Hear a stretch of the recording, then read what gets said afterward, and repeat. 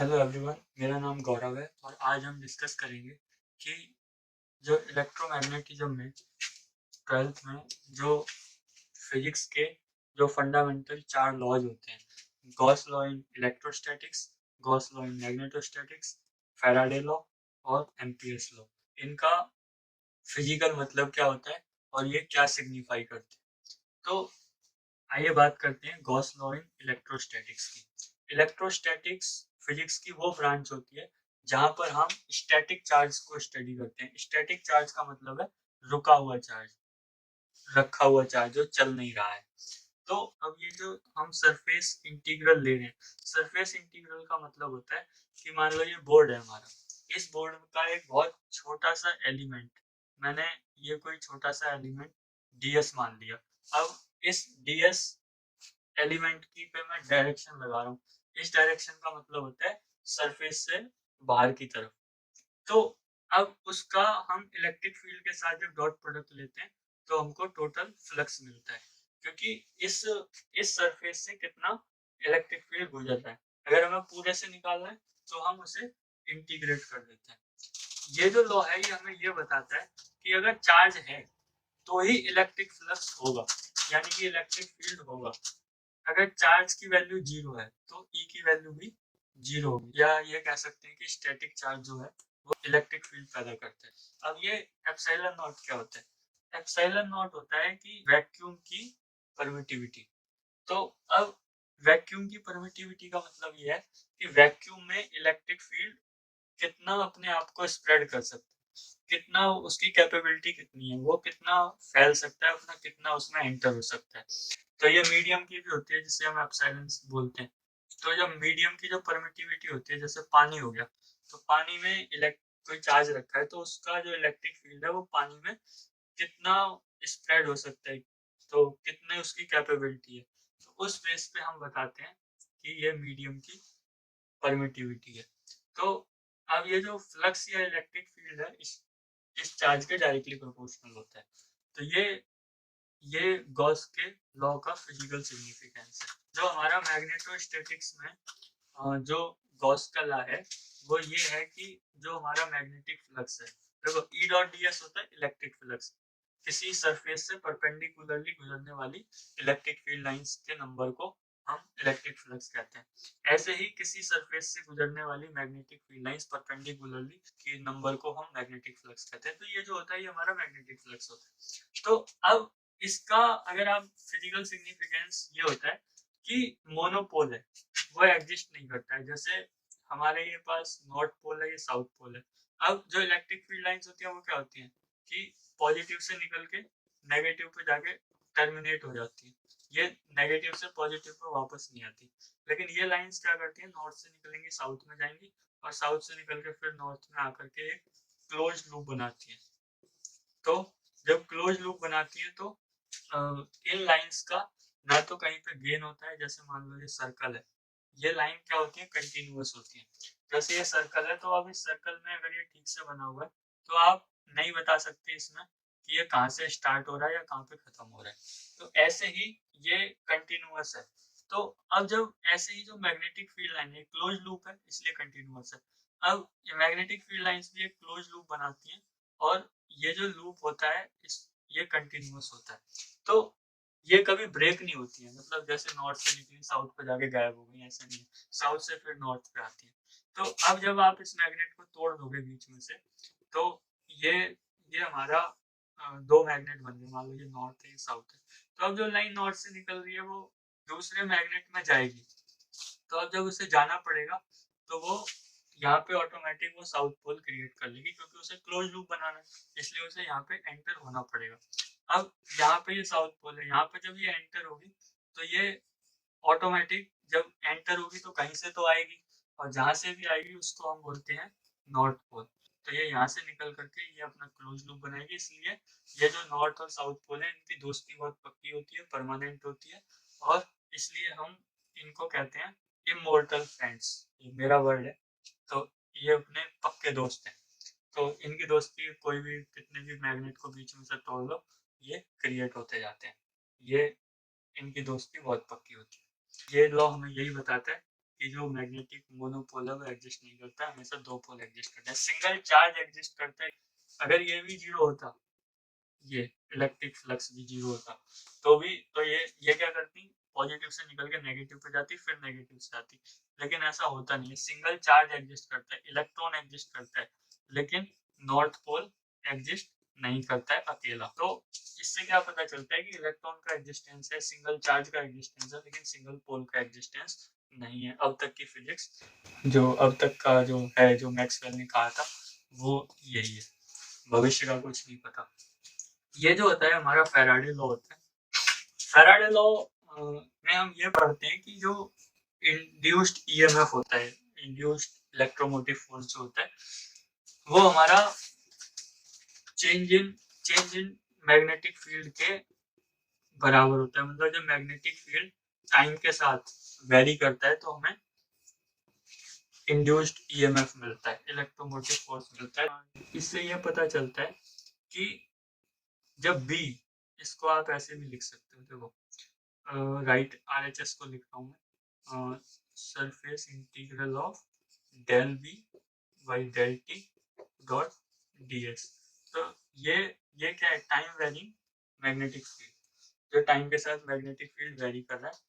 तो जब टाइम के साथ मैग्नेटिक फील्ड वेरी करता है तो वो क्या करता है, एक इंड्यूस्ड इलेक्ट्रिक फील्ड पैदा करता है, इंड्यूस्ड ईएमएफ पैदा करता है। और इसी इंड्यूस्ड इलेक्ट्रिक फील्ड को, ये इलेक्ट्रिक फील्ड और ये इलेक्ट्रिक फील्ड सेम नहीं है। इन दोनों इलेक्ट्रिक फील्ड्स में ये डिफरेंस होता है कि ये वाला जो इलेक्ट्रिक फील्ड है ये कंजर्वेटिव फील्ड होता है, और ये वाला जो फील्ड है, जो फैराडे लॉ में जो इंड्यूस्ड इलेक्ट्रिक फील्ड होता है, वो नॉन कंजर्वेटिव होता है। तो अब ये जो हमारा चेंज इन मैग्नेटिक फील्ड है वो क्या कर रहा है, हमें इंड्यूस्ड ईएमएफ दे रहा है। यही मतलब है फैराडे के लॉ का, यही तो है हमारा इंड्यूस्ड ईएमएफ, जो हम लिखते हैं ना, ई बराबर माइनस का D five by T T, magnetic flux, change in magnetic flux with time.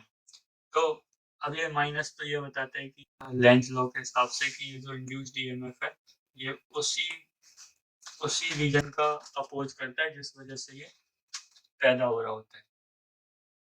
और ये जो है, ये एम्पियर्स लॉ है, तो ये बताता है कि जो हमारा line integral of magnetic field है वो mu naught times I enclose होता है, ये परमेबिलिटी ऑफ फ्री स्पेस। ये बताते हैं कि मैग्नेटिक फील्ड किसी भी वैक्यूम में मतलब कितना परमिएबल है, उसकी कितना वो, उसकी कैपेबिलिटी कितनी है वैक्यूम में परमिएबल होने की। तो ये जो आई एनक्लोज है, ये आपको पता होना चाहिए कि ये क्लोज्ड कर्व के अबाउट इंटीग्रल है।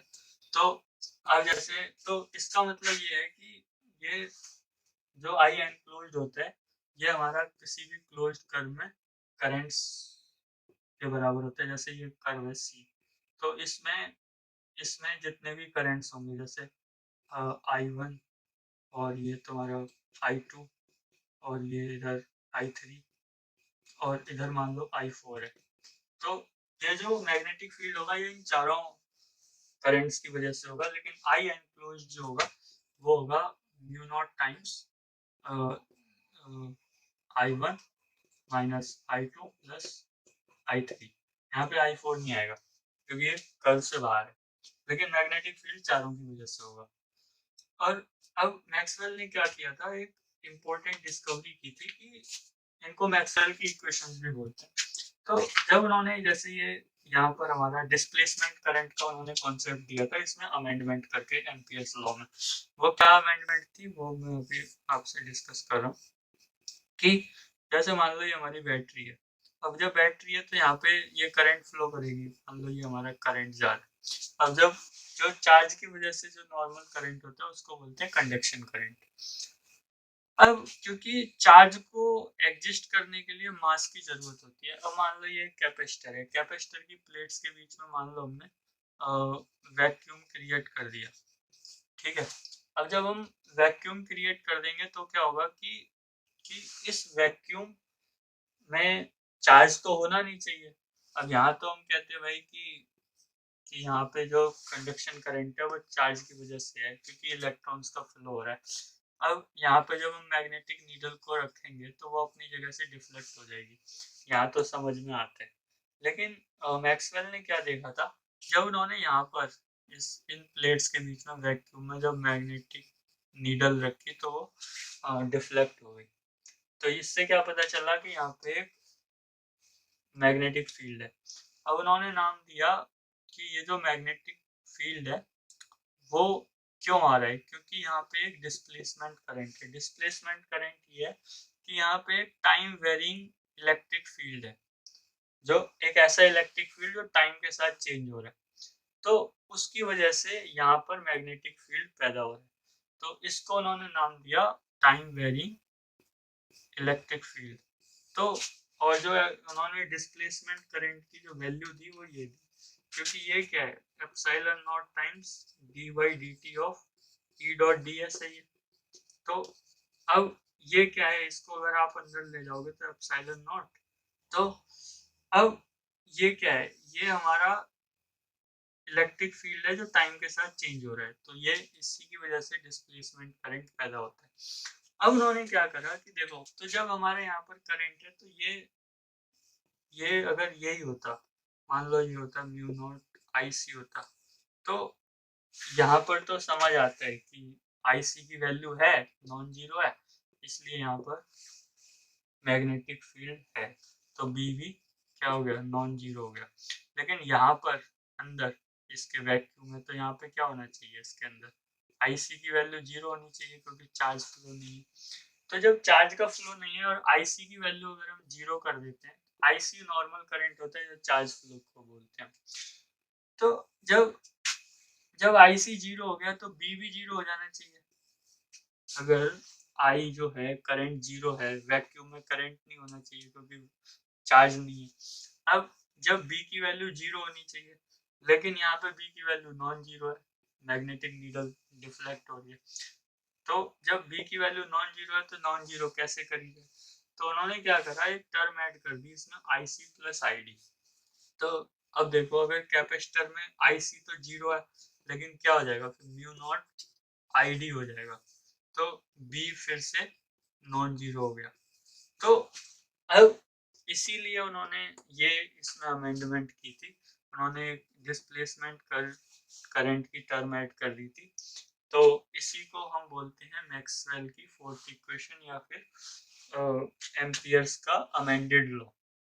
मैग्नेटिक फील्ड है वो दोनों केस में नॉन जीरो हो गया। अब ये हमें क्या बताती है ये इक्वेशन, इसको ऐसे लिख सकते हो कि बी को पैदा करने के लिए दोनों ही पैदा कर रहे हैं, एक तो आईसी भी पैदा कर रहा है जो हमारा कंडक्शन करंट है, और जो टाइम के साथ बदलने वाला इलेक्ट्रिक फील्ड भी मैग्नेटिक फील्ड पैदा कर रहा है। अगर आईसी की वैल्यू जीरो है तो ये रिस्पॉन्सिबल होगा मैग्नेटिक फील्ड पैदा करने के लिए। तो टाइम के साथ जब इलेक्ट्रिक फील्ड चेंज होता है तो मैग्नेटिक फील्ड पैदा होता है, और जब जब टाइम के साथ मैग्नेटिक फील्ड चेंज होता है d by d t of B dot d s, जब टाइम के साथ जब मैग्नेटिक फील्ड चेंज होता है तो इलेक्ट्रिक फील्ड पैदा होता है, और जब टाइम के साथ इलेक्ट्रिक फील्ड चेंज होता है तो मैग्नेटिक फील्ड पैदा होता है। और ऐसे ही ये बताती है हमें कि मैग्नेटिक मोनोपोल जो है वो एग्जिस्ट नहीं करते हैं, magnetic field lines close loop बनाती हैं, और जो वो कंटिन्यूअस होती हैं, और इनका गेन या लॉस नहीं होता है। अगर किसी सरफेस से मान लो 1000 लाइन्स आ रही हैं तो पल्ली साइड भी 1000 ही निकलेंगी। ऐसा नहीं हो सकता है कि यहाँ से 1000 आई और पल्ली साइड 800 या 1200 निकल गई, ऐसा नहीं होगा। तो इनका गेन या लॉस नहीं है, जितनी आएंगी उतनी जाएंगी, तो 1000 आएंगे तो 1000 जाएंगे। ये क्या बताता है, ये बताता है कि जो चार्ज है, जो स्टैटिक चार्ज है, वो इलेक्ट्रिक फील्ड पैदा करता है। तो ये था brief overview of fundamental laws. और मुझे सबसे अच्छी बात तो ये है कि मैक्सवेल जो एक काफ़ी इम्पोर्टेंट साइंटिस्ट हुए थे जिन्होंने इलेक्ट्रोमैग्नेटिक वेव्स पे काफ़ी काम किया था, तो उन्होंने क्या, इन 4 इक्वेशंस की हेल्प से पूरे इलेक्ट्रोमैग्नेटिज्म को डिफाइन कर दिया था, और यही इन इक्वेशंस की ब्यूटी है। Thank you.